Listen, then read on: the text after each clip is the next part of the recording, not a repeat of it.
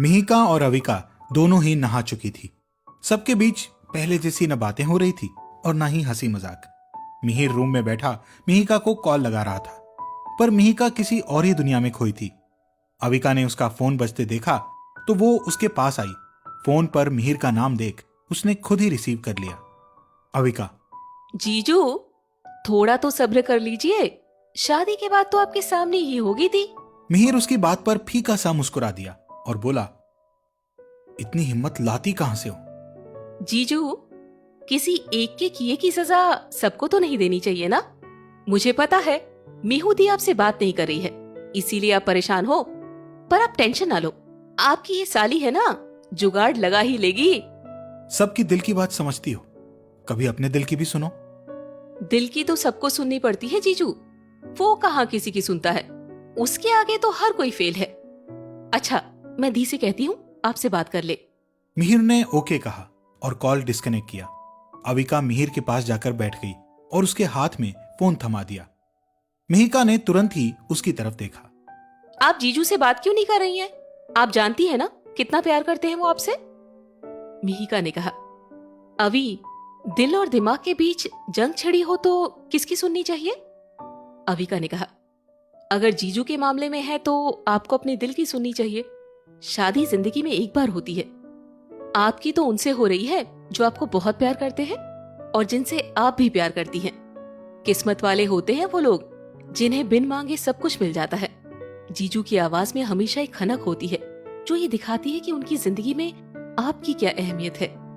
पर जब अभी मैंने उनसे बात की तो एक अलग ही उदासी महसूस हुई उनकी आवाज में। आप उनसे बात करेंगे ना तो पहले की तरह मुस्कुराने लगेंगे। होठों की मुस्कुराहट हमेशा सच्ची नहीं होती, पर आंखों की मुस्कुराहट हमेशा सच्ची होती है। फिर बाथरूम से निकलती रागिनी की तरफ देखकर, रागी, एसआर ने तो आज तक एक मक्खी भी नहीं मारी होगी। थोड़ा सा डांस कर लेने से क्या तुम्हारा प्यार उनके लिए कम हो गया, या उनका तुम्हारे लिए?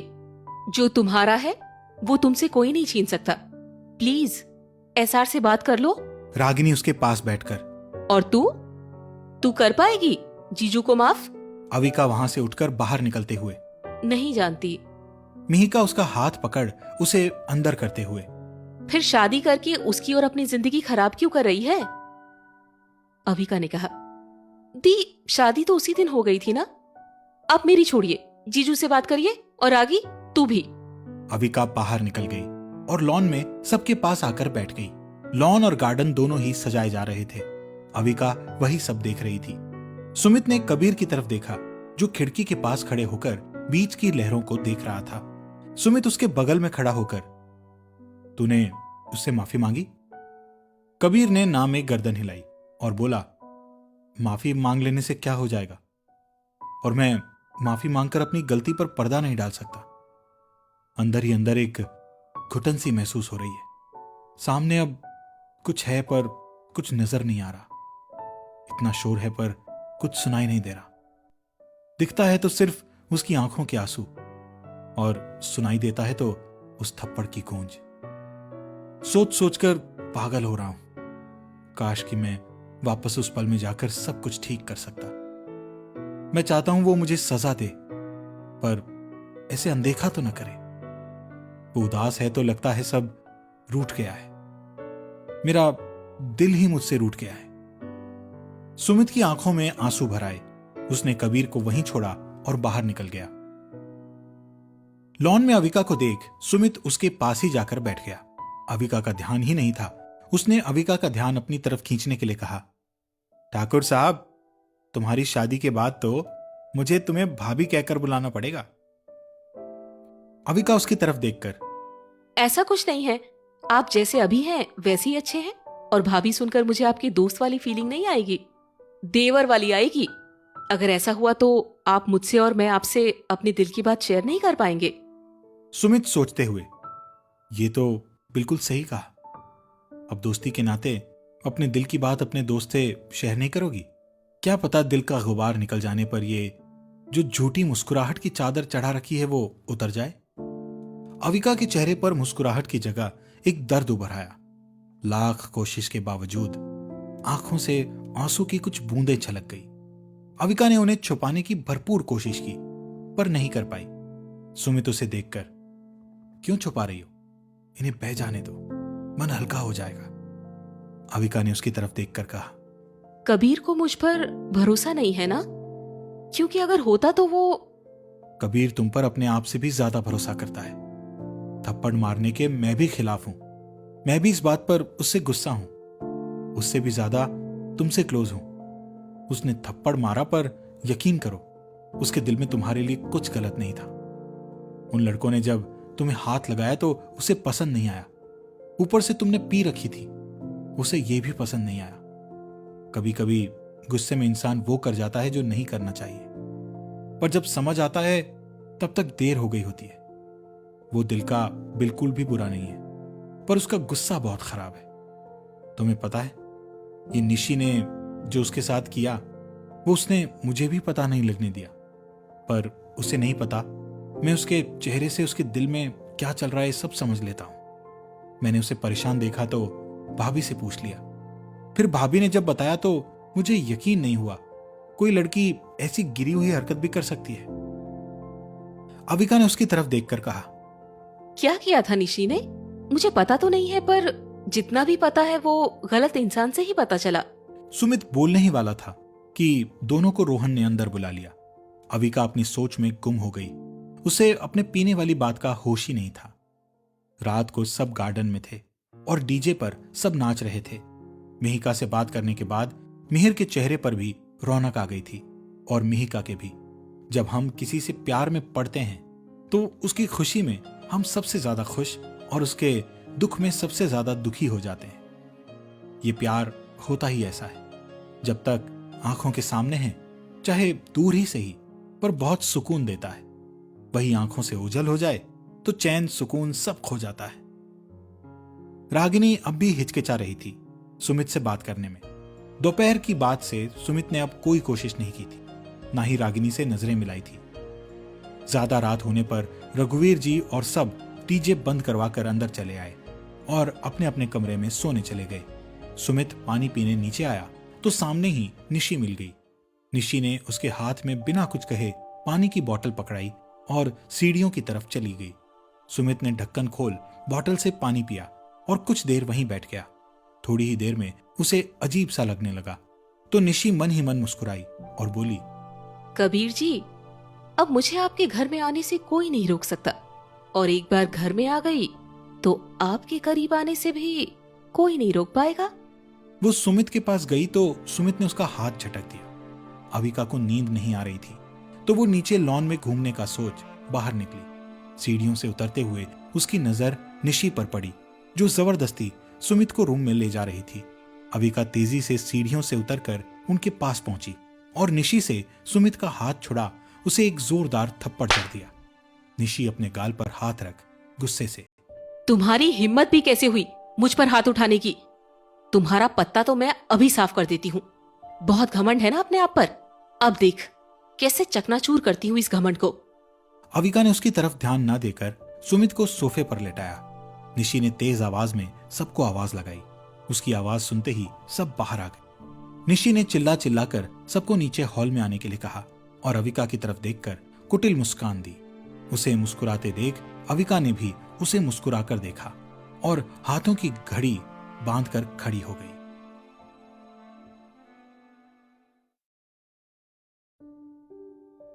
सब लोग आवाज कर अपने अपने रूम से बाहर आए। रश्मि बड़बड़ाते हुए और आंख मसलते हुए बाहर निकली। अब पता नहीं कौन सा नया ड्रामा करने वाली है ये चुड़ैल। एक बार प्रताप की आवाज ना पहचानूं, पर इसकी आवाज तो मैं नींद में भी अच्छे से पहचान सकती हूँ।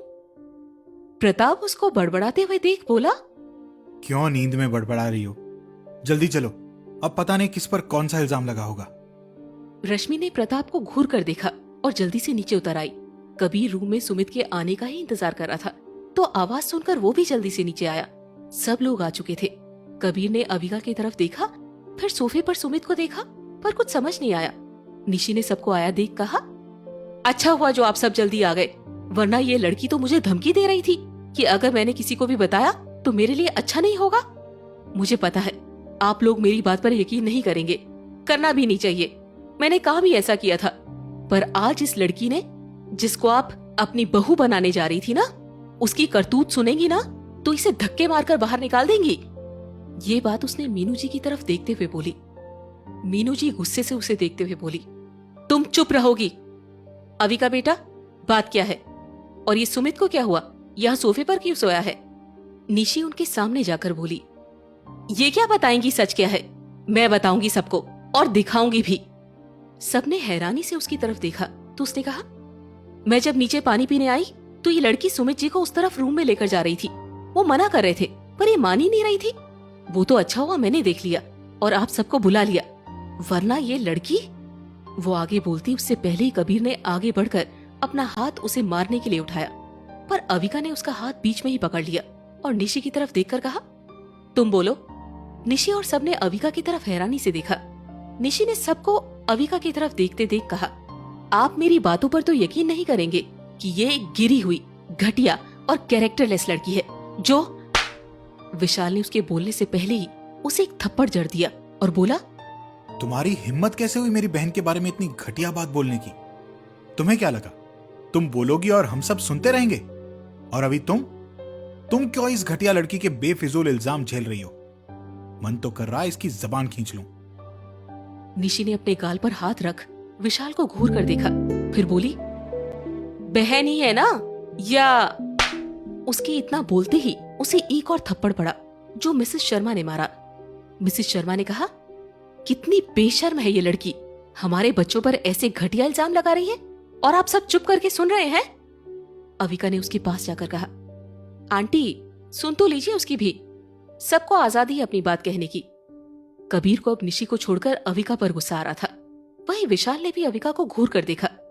रागिनी ने अविका के पास जाकर कहा, अवि क्यों इसकी बकवास सुन रही है? मुंह क्यों नहीं तोड़ दिया इसका अब तक? निशी रागिनी और अविका को देखकर बोली, ये क्या मेरा मुंह तोड़ेगी? इसकी सच्चाई जब सबके सामने आएगी ना तो मुंह दिखाने लायक नहीं रहेगी। सारा घमंड चकनाचूर ना हुआ तो कहना। नीलिमा जी ने आगे आकर निशी का हाथ पकड़कर कहा, तू अपना मुंह बंद रख, चल अब रूम में, बहुत तमाशा कर लिया, कल सुबह ही हम लोग यहाँ से चले जाएंगे। निशी उनका हाथ झटकते हुए बोली, चाची आपको मुझ पर यकीन नहीं है और इन 2 दिन की आई लड़की पर है। जो भी हो मैं आज चुप नहीं रहूंगी, आज इसकी पोल खोल कर रहूंगी। निशी ने अपना फोन खोल उसमें एक वीडियो चला दिया और सबको दिखाने लगी। वीडियो देख सब अविका की तरफ सवालिया निगाहों से देखने लगे। निशी को देख अविका ने कहा, हो गया तुम्हारा या और कुछ बाकी है? क्योंकि अब तो मुझे बड़ी नींद आ रही है और मैं जा रही हूँ सोने। निशी उसके सामने आकर बोली, तुम्हें शर्म है या नहीं? ऐसे घटिया काम करती हो, जाने कितने लड़कों को फंसाया होगा और अपने घर, अपने बेडरूम। अविका ने उसके गाल पर एक जोरदार थप्पड़ मारा कि निशी नीचे जा गिरी। अविका ने उसे देखकर कहा, सब कुछ बर्दाश्त कर सकती हूँ, पर जब बात मान सम्मान चरित्र की आती है तो उंगली मुझ पर ही नहीं मेरे पापा पर भी उठती है, जो मैं बिल्कुल बर्दाश्त नहीं कर सकती। उसने सबकी तरफ देखकर कहा, मैं कोई सफाई नहीं दूंगी, क्योंकि जहाँ विश्वास होता है वहाँ सफाई देने की जरूरत नहीं पड़ती, और जहाँ सफाई देनी पड़े वहाँ। उसने आगे की बात अधूरी छोड़ दी और सीढ़ियों की तरफ जाने लगी तो पीछे से निशी की आवाज आई, सच से भाग रही हो? अब क्या रह गया है? अब तो सारी सच्चाई सबके सामने आ गई है। मीनू जी अविका के पास आई और बोली, मैं तो 2 महीने पहले ही तुम्हें तुम्हारे नए घर ले जाना चाहती थी। हम सबने तो तुम्हें उसी दिन से अपने घर का सदस्य मान लिया था। बस कुछ रस्मों के लिए इतना इंतजार किया। मुझे और हम सबको तुम पर, तुम्हारे पापा की परवरिश पर पूरा यकीन है। पर बेटा चुप रहोगी ना? इस जैसे लोग तुम्हारी चुप्पी का आगे भी फायदा उठाएंगे। वीडियो में जो भी है वो सच तो है, पर आधा सच। अब चलो इस बददिमाग लड़की का मुंह बंद करवाओ। अविका ने सबकी तरफ देखा जो उसे ही देख रहे थे।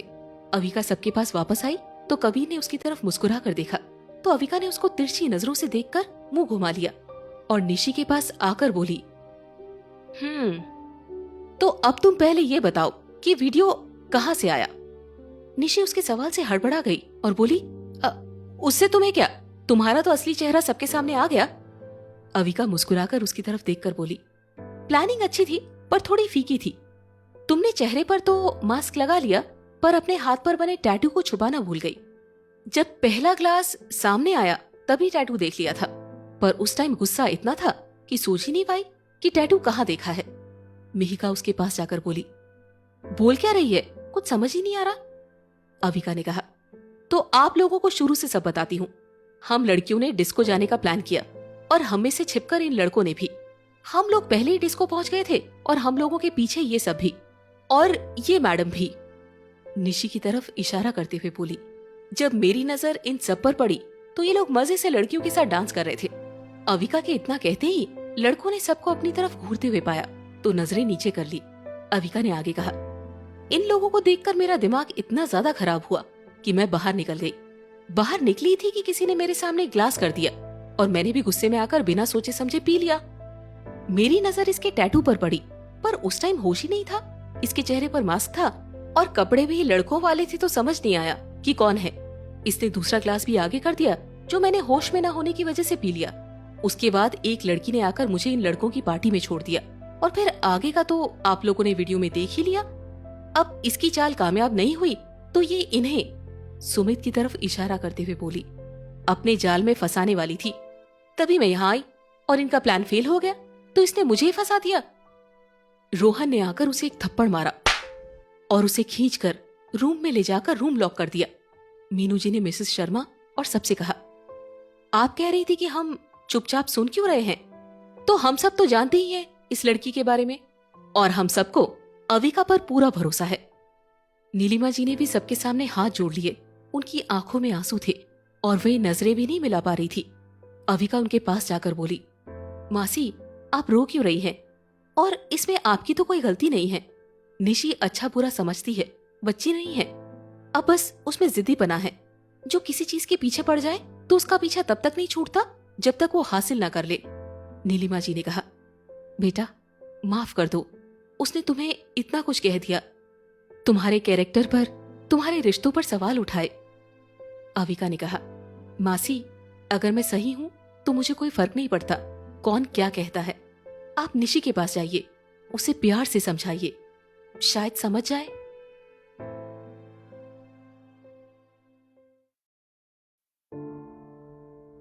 नीलिमा जी चली गई। वो रूम के बाहर पहुंची तो रोहन ने उन्हें अंदर जाने से रोक दिया और बोला, मम्मा मेरा बस चलता तो इसे जान से मार देता, पर बस बड़े पापा की सोचकर कुछ नहीं कर पाता हूं। बड़े पापा पहले ही कितने अपसेट रहते हैं, पहले बड़ी माँ और अब निशी। आप प्लीज इसे आज बंद ही रहने दीजिए। कल सुबह ही हम सब यहां से चल रहे हैं ताकि कबीर की शादी में कोई परेशानी ना उठानी पड़े। सब लोग अपने अपने रूम में चले गए। रागिनी ने जाते हुए एक नजर सुमित पर डाली और रूम में आ गई। मीनू जी ने कबीर से सुमित को रूम में लेकर जाने के लिए कहा। मिहिर की फैमिली दोपहर में ही उनके कुछ और रिलेटिव्स के आ जाने से उनके साथ ही फार्म हाउस चले गए थे, तो कोई प्रॉब्लम नहीं आई और ज्यादा बात नहीं बढ़ी। कबीर ने सुमित को उठाया और रूम में लेकर आया। सबके जाने के बाद अविका भी अपने रूम में जाने लगी तो रूम के बाहर ही कबीर उसका इंतजार कर रहा था। अविका उसे इग्नोर कर रूम की तरफ पलटी कि कबीर ने उसे पीछे से पकड़ लिया। अविका ने अपने आप को छुड़ाया तो कबीर ने उसे गोद में उठाया और अपने रूम में लेकर आया। अविका, कबीर ये क्या हरकत है? छोड़िए, नीचे उतारिए वरना खुद के साथ आपको भी गिरा दूंगी। कबीर उसे सोफे पर बैठाकर उसके सामने बैठ। तुमने मुझे रोका क्यों? एक थप्पड़ में अक्ल ठिकाने आ जाती उसकी। अविका दूसरी तरफ देख अकड़ से, मैं नहीं चाहती थी कि आप उसे छुएं। कबीर ने उसे मुस्कुराकर बड़े प्यार से देखा तो अविका खड़े हो गई और बोली, मुझे नींद आ रही है तो मैं जा रही हूँ रूम में। कबीर ने उसका हाथ पकड़कर झटके से खींचा तो अविका उसकी गोद में जा गिरी। उसने उठने की कोशिश की तो कबीर ने उसे वापस अपने करीब खींच लिया। कबीर ने उसके बालों को कान के पीछे खोसा और कहा, जैसे तुम नहीं चाहती कोई मुझे या मैं किसी को छूऊं, वैसे ही मैं तुम्हें उन लड़कों के साथ नहीं देख पाया। तुम होश में भी नहीं थी, इसलिए गलती से मेरा हाथ उठ गया। सॉरी, अगली बार ऐसा नहीं होगा, प्रॉमिस। अविका उसे देखते हुए, छोड़िए। फिर माफ कर दोगी ना? छोड़िए तो। कबीर ने जैसे ही उसे छोड़ा, अविका झट से खड़ी हुई और भागने को हुई, पर कबीर ने उसे कमर से पकड़कर उठाया और वापस सोफे पर बैठा दिया। कबीर, तुमने मेरी दी हुई ड्रेस को वाहियात क्यों कहा? मैं तुम्हें उस ड्रेस में देखना चाहता हूं। अविका की आंखें बड़ी हो गई ये सुनकर। कबीर उसे देखकर, क्या हुआ? अविका उठते हुए। 1 मिनट रुकिए, मैं अभी आई। कबीर उसे फिर पकड़ते हुए। मुझे पता है, बहाने मार रही हो तुम। ना वो ड्रेस पहनने वाली हो और ना ही मुझे माफ करने वाली हो। मैं सोच भी कैसे सकता हूं इतनी बड़ी गलती के बाद। अविका उसकी बात काटकर। ज्यादा दिमाग मत चलाइए, आ रही हूँ, 2 मिनट रुकिए, अविका ने कहा और बिना उसकी सुने ही चली गई। तो कबीर धीरे से बड़बड़ाया। कुछ ही देर बाद अविका उसके सामने थी, हाथ में के पैकेट लिए। कबीर उसे देख, ये क्या है? अविका उसके हाथ में पैकेट पकड़ाते हुए। भगवान ने 2 आंखें दी है ना, तो खुद ही देख लीजिए। कबीर ने पैकेट खोलकर देखा, जिसमें एक ड्रेस थी। कबीर उसे बिना खोले ही, ये तो लड़कियों वाली ड्रेस है, मुझे क्यों दिखा रही हो? खोलिए तो सही।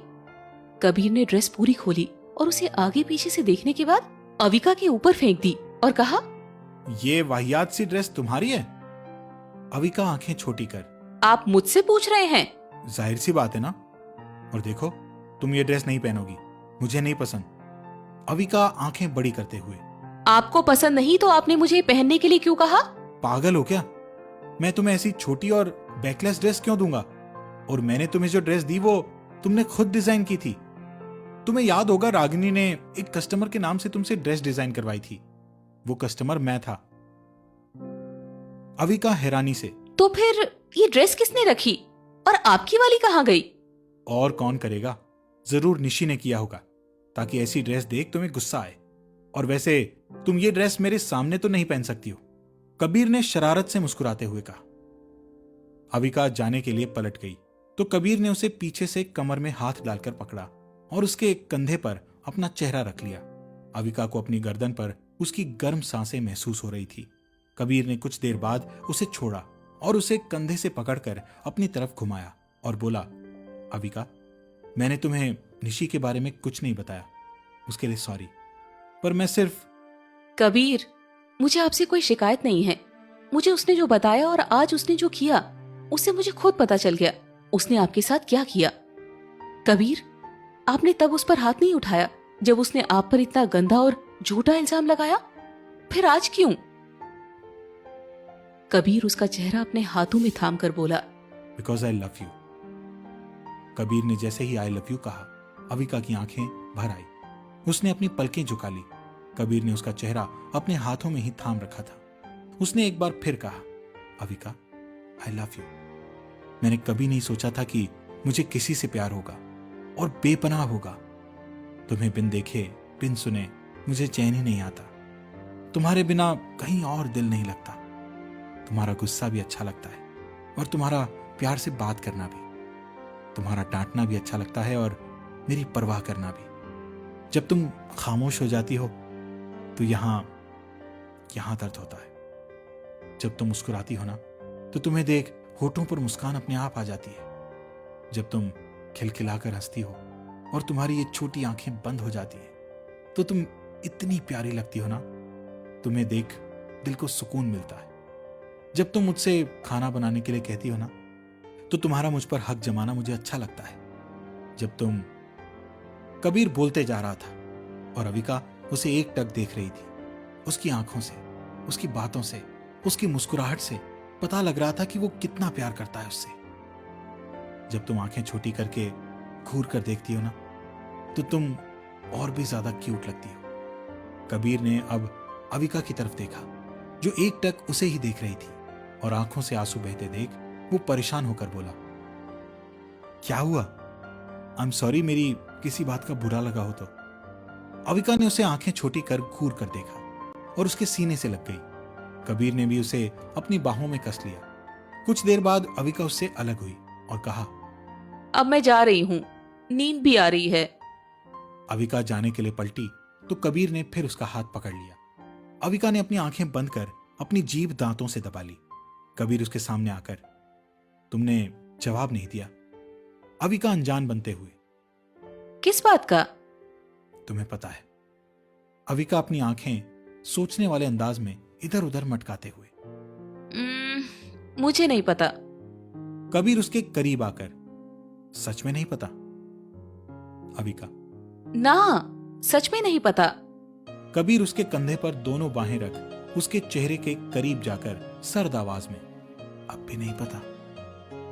उसकी सर्द आवाज सुनकर अविका का दिल जोरों से धक धक करने लगा। उसने नीचे होते हुए अपने आप को कबीर की बाहों के घेरे से आजाद करवाया और गेट के पास पहुंचकर पलटकर, इतनी भी क्या जल्दी है?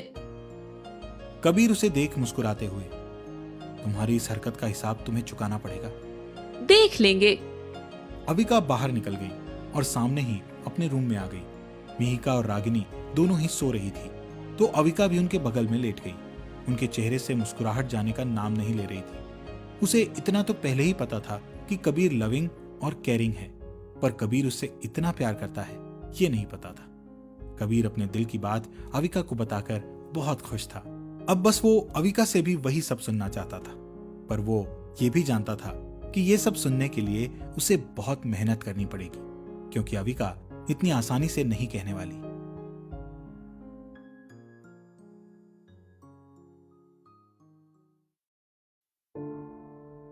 नीलिमा जी ने अपना और निशी का सामान पैक कर लिया था और रोहन ने भी। दोनों ही इस बात से परेशान थी कि रोहन के पापा और बड़े पापा दोनों ही शादी में आ चुके थे और फार्म हाउस में ही थे, तो उन्हें क्या कहेंगे। अगली सुबह मीनू जी ने नीलिमा जी से बात करने के लिए उनके रूम का गेट खटखटाया, तो नीलिमा जी ने गेट खोला। मीनू जी ने बेड पर बैठकर नीलिमा जी को भी अपने साथ बिठा लिया और कहा, नीलू अपने भतीजे की शादी अटेंड किए बिना ही चली जाएगी?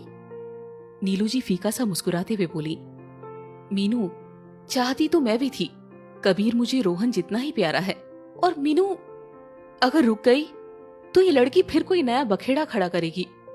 मीनू जी उनके हाथ पर हाथ रखते हुए बोली, नीलू उसके कुछ भी करने से कुछ नहीं होने वाला है, और उसे रूम में ही रहने दो, उसको बाहर निकालने की जरूरत नहीं है।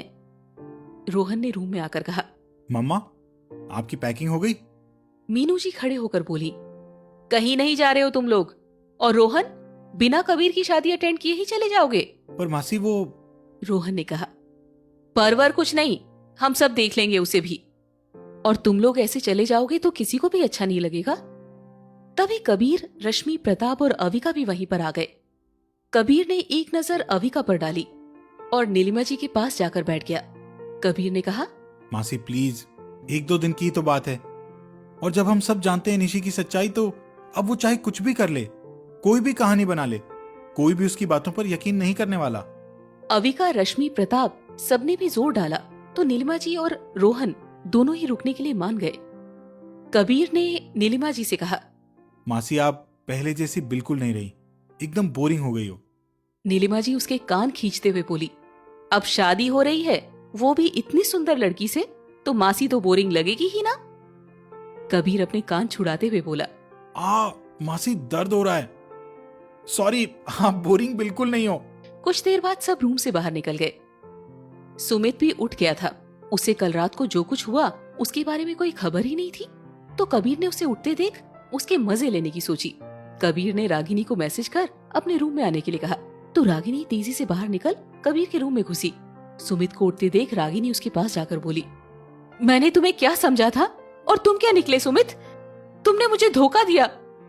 सुमित अपनी आंखों को जबरदस्ती खोलने की कोशिश करते हुए बोला, क्या हुआ, क्या बोल रही हो? रागिनी ने पानी का ग्लास उठाकर हाथ में पानी लिया और सुमित के मुंह पर पानी की छींटे मारते हुए कहा, पहले नींद से जागो, फिर समझ आएगा मैं क्या बोल रही हूँ। कबीर उसे पानी छींटते देख मन में बोला, अभी अविका होती तो पूरा जग खाली कर देती। सुमित अपनी आंखें खोल बोला, क्या हुआ है, बता तो दो यार, और पानी क्यों छींट रही हो?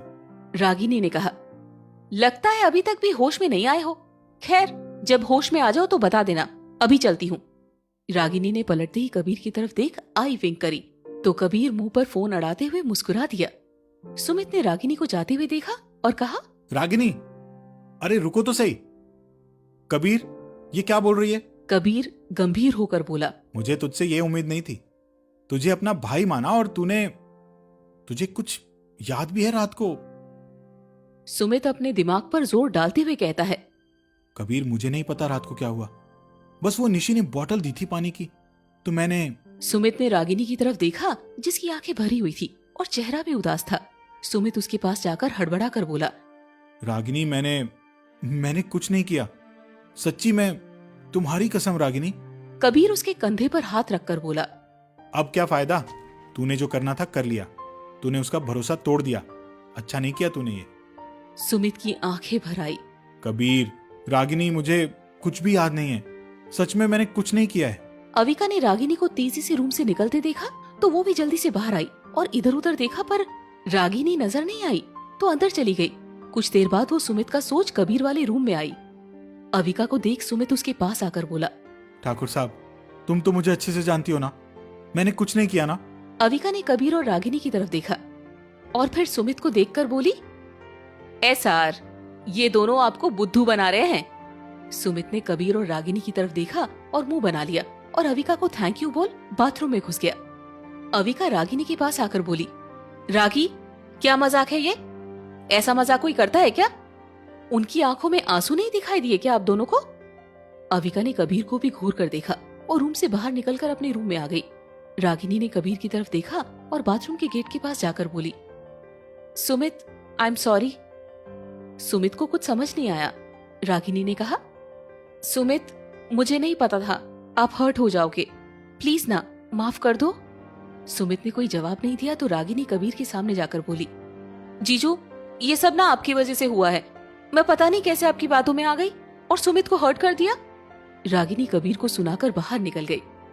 कबीर बाथरूम के गेट के पास जाकर बोला, बाहर निकल, नौटंकी कहीं की। सुमित बाथरूम से बाहर निकला और मुंह बनाकर बोला, बात मत कर मुझसे, मुझे लगा पता नहीं मैंने क्या कर दिया। कबीर ने हंसते हुए कहा, मेरे बोले भंडारी, तू अपने रूम में ही था, फिर भी तेरी सोच कहां से कहां पहुंच गई। पहले ये तो देख लेता कि तू है तो रूम में ही। सुमित, तुम दोनों ने इतना सोचने का टाइम ही कहां दिया? तुम लोगों से तो ठाकुर साहब अच्छे हैं। कबीर, हाँ, वो सिर्फ तेरे लिए, बाकी हम लोगों को तो ऐसे घूर कर देखती है कि आंखों से निगलने की ताकत हो उसमें। पता नहीं इस छोटी सी जिंदगी प्यार भरे पल नसीब होने भी हैं या नहीं। सुमित, मुझसे बड़ा नौटंकी तो तू है। छोड़ यार, मुझे तो भूख लग रही है और साथ ही चाय की तलब भी। कबीर और सुमित नीचे आ गए जहाँ सब चाय नाश्ता कर रहे थे और मेहंदी और संगीत फंक्शन के बारे में बात कर रहे थे। मेहंदी दिन में लगनी थी और रात में संगीत का फंक्शन रखा गया था। चाय नाश्ता होने के बाद सब गार्डन में ही आ गए। अविका और मिहिका अपने घर वाले कपड़ों में ही मेहंदी लगवा रही थी। दोनों के लिए अलग अलग मेहंदी वाली बुक करवाई गई थी। बाकी लोगों के लिए निक्की, रश्मि और माही तीनों ही काफी थी। मिहिर के कुछ और रिश्तेदार और उसकी कजन सिस्टर भी आई हुई थी, जो मिहिर की मासी की बेटी मानसी है। विशाल ने उसे देखते ही मोहित को कंधे से टक्कर मारते हुए कहा, ये तेरे लिए आई है? मोहित ने मुंह बनाकर कहा, मुझे कोई इंटरेस्ट नहीं है। विशाल बोला, क्यों? क्यों क्या? विशाल ने कहा, अरे मतलब इतनी खूबसूरत लड़की है, पढ़ी लिखी है, कोई कमी नजर नहीं आ रही, फिर क्या प्रॉब्लम है? शक्ल खूबसूरत हो तो दिल भी खूबसूरत हो, ये जरूरी नहीं। अब उस निशी को ही ले लो, शक्ल से तो वो स्वप्नलोक की परी से कम नहीं, पर अंदर से तो चुड़ैल से कम नहीं। विशाल, ये सही कहा तूने, चल छोड़, जहां दिल लगाना होता है लग ही जाता है। मिहिर ने अपनी कजन को मिहिका से मिलवाया। उसके बाद उसकी सारी लड़कियों से बातचीत हुई। सबको मानसी बहुत ही अच्छी लगी। मेहंदी लगनी शुरू हो गई थी। मीनू जी ने अविका को शगुन के लिए थोड़ी सी मेहंदी लगाई और मिहिका को भी मिहिर की मम्मा ने। उसके बाद मेहंदी वाली ने दोनों को मेहंदी लगाना शुरू किया। कबीर और मिहिर को भी थोड़ी थोड़ी मेहंदी लगाई। दोनों ने अपने अपने हाथों में बड़े ही प्यार से अपनी दुल्हन का नाम लिखवाया। माही, निक्की, रागिनी और रश्मि सभी लेडीज को मेहंदी लगा रही थी ताकि जल्दी जल्दी सब निपट जाए और शाम को संगीत की तैयारी हो सके। मिहिर कबीर को देखकर बोला, तुम्हें देखकर लग रहा है हमारी साली साहिबा मान गई हैं। कबीर उनकी बात पर मुस्कुरा दिया और बोला, जब हम किसी के प्यार में पड़ जाते हैं ना, तो उसके सिवा और कुछ अच्छा नहीं लगता। वो खामोश हो जाए तो लगता है सारी दुनिया खामोश हो गई है। वो नहीं होती तो सब कुछ वीरान सा लगता है। मिहिर उसकी तरफ देखते हुए बोला, ये बात तो तुमने एकदम सही कही है। मैंने तो जब से मीहू को देखा है तब से बस उसी को चाहा है। हर सुबह उसकी आवाज से शुरू होती है और हर रात उससे बात किए बिना नींद ही नहीं आती। दोनों बात ही कर रहे थे कि मोहित, विशाल और रोहन तीनों एक साथ वहां पहुंच गए।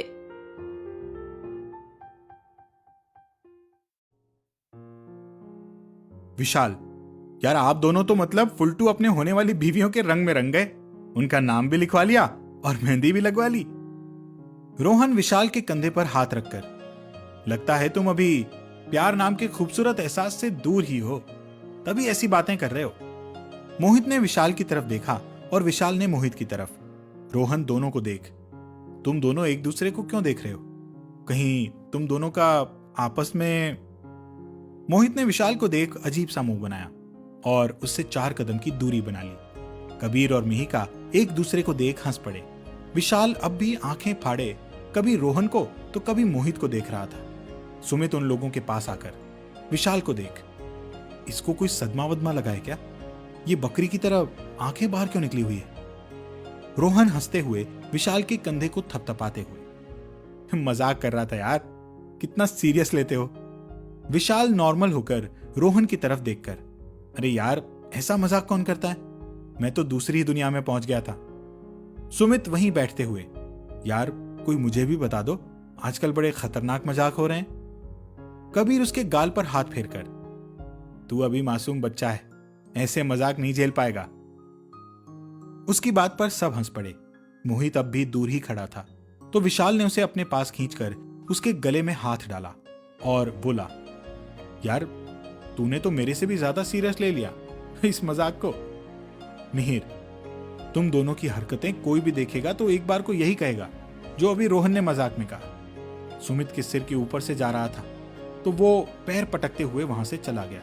उसके जाते ही वे पांचों फिर हंसने लगे। रोहन की नजरें अचानक ही माही पर पड़ी, जो बातें करते हुए मुस्कुराकर मिसेस शर्मा को मेहंदी लगा रही थी।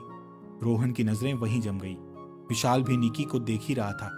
मोहित ने सबको बिजी देख अपना फोन निकाला और उसमें घुस गया।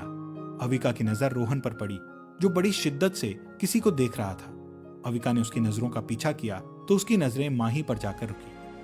अविका मिहिका से, मीहू दी, क्या आप भी वही देख रही हैं जो मैं देख रही हूँ?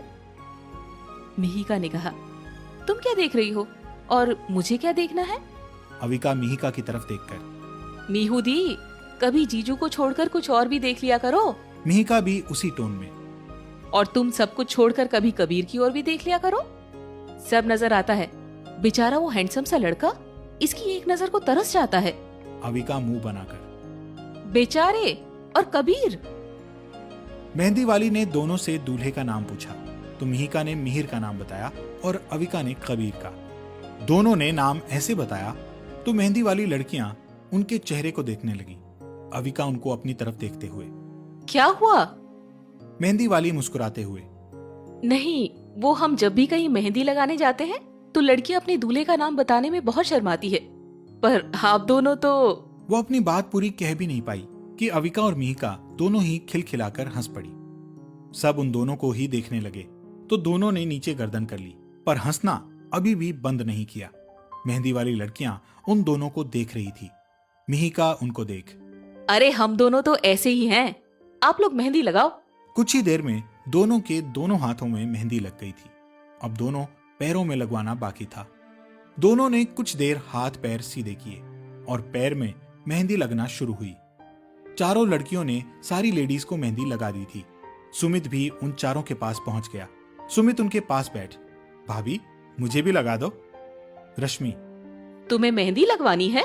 सुमित रश्मि के सामने हाथ करके, नहीं मेहंदी नहीं लगवानी, कुछ लिखवाना है।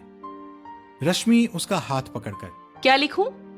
सुमित रागिनी पर एक नजर डालते हुए, इंग्लिश में SR लिख दीजिए। निकी, इसका मतलब क्या है भाई? सुमित, पढ़ी लिखी नहीं है क्या? सुमित राठौड़ है इसका मतलब, और क्या होगा? निकी ने उसकी बात पर मुंह बना लिया। रश्मि ने सुमित के हाथ पर SR लिखा और सुमित जाते जाते एक नजर रागिनी को घूरते हुए निकल गया। उन चारों ने अपने एक एक हाथ में खुद से मेहंदी लगाई। उसके बाद अविका और मिहिका की मेहंदी कंप्लीट होते ही चारों लड़कियों से अपने दूसरे हाथों में मेहंदी लगवा ली। मेहंदी सूखते सूखते लंच टाइम हुआ। पहले सभी पुरुषों ने खाना खाया। लेडीज लोगों ने अपनी मेहंदी झाड़ी और उन्होंने भी खाना खाया। रागिनी और माही ने मिहिका और अविका को अपने हाथों से खाना खिलाया। उसके बाद गार्डन में संगीत के लिए तैयारियां होने लगी। बड़ा सा स्टेज लगाया गया। स्टेज के सामने टेबल और टेबल के अगल बगल चेयर्स लगाई गई। टेबल पर व्हाइट कपड़ा बिछाकर उसे फूलों से सजाया गया। कुर्सियों को भी बड़े ही खूबसूरत ढंग से सजाया गया था। बलून्स और फूलों का बंच बनाकर हर कोने पर लगाया गया। बलून्स के पिलर खड़े किए गए। स्टेज के बैकग्राउंड को भी खूबसूरती से सजाया गया था। सारी तैयारियां होते होते शाम हो चुकी थी। अविका और मिहिका की मेहंदी भी अच्छे से सूख चुकी थी। दोनों ने मेहंदी झाड़ ली थी, पर धोई नहीं थी। सब लोग अब संगीत के लिए तैयार होने अपने रूम में चले गए थे। प्रताप ने रूम में आकर रश्मि को कमर से पकड़कर अपने करीब कर उसके दोनों हाथों की मेहंदी देखी और उसके हाथों को चूम लिया।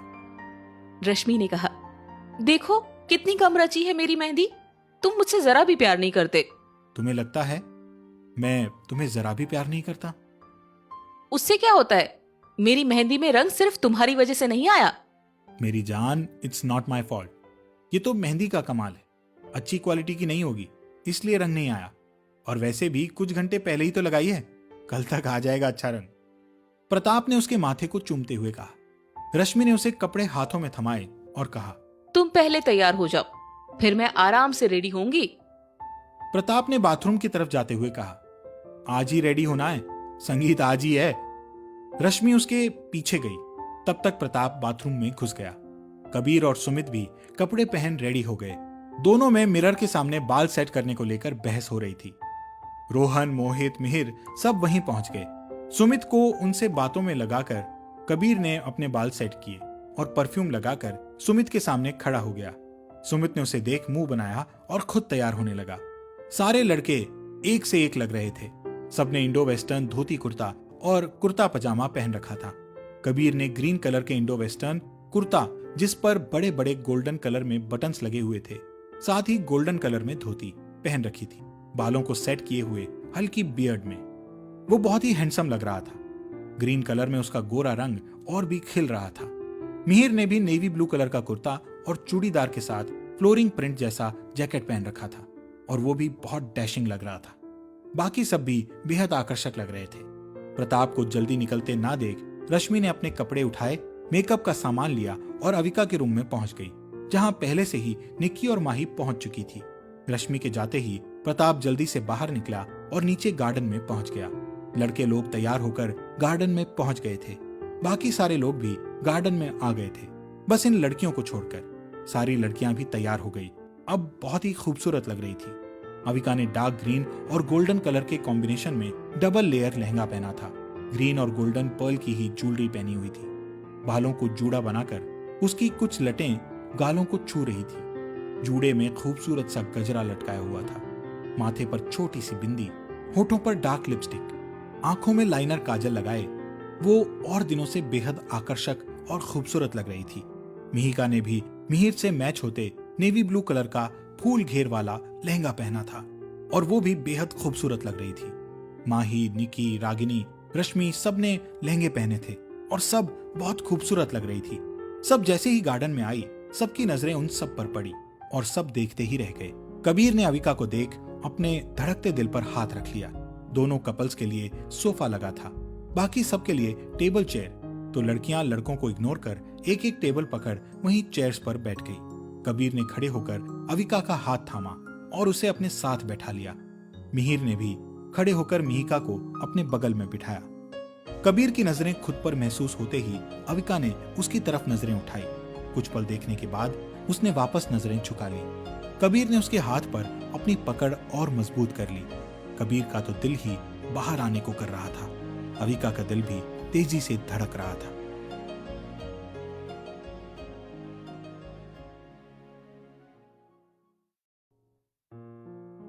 मिहिर ने मिहिका का हाथ अपने हाथों में लिया और प्यार से उसकी तरफ देखते हुए कहा, मिहू, कल इस वक्त हमारी शादी की रस्में हो रही होंगी। अविका उसकी बात सुनकर मुस्कुराते हुए बोली, जीजू कभी तारीफ से भी बात शुरू कर लिया कीजिए।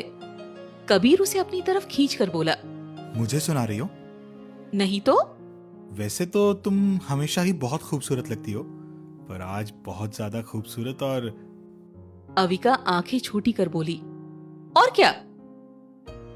कबीर ने धीरे से कहा, और हॉट लग रही हो।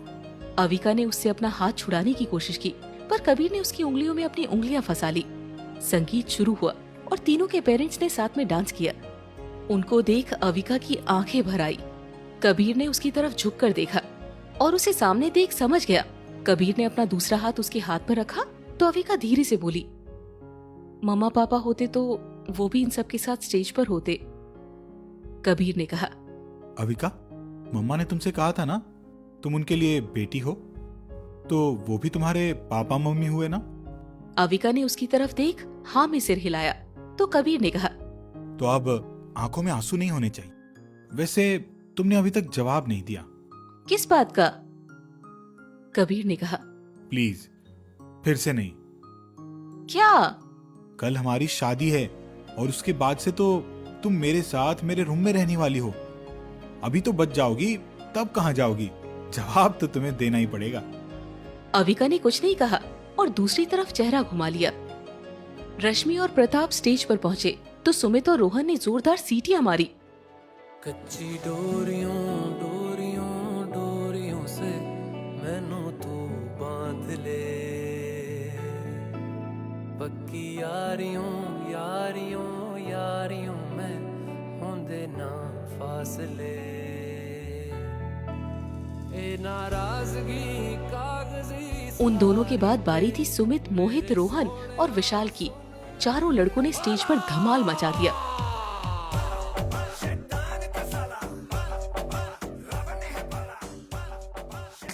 उन चारों के बाद चारों लड़कियों ने उनको टक्कर देने के लिए एक साथ स्टेज पर पहुंच गई।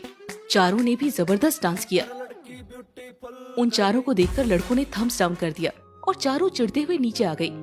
विशाल अपने बालों में हाथ घुमाकर बोला, हमसे नहीं जीत पाओगी छोरियों। रोहन ने कहा, अरे इन लोगों को बस आड़े टेढ़े मुंह बनाने आते हैं, डांस वांस इनके बस की बात नहीं है। रागिनी ने उनकी बात सुनकर सुमित को घूर कर देखा तो सुमित ने कहा, नहीं यार, बहुत अच्छा किया इन लोगों ने तो, पर हम लड़कों से 19-20 ही था।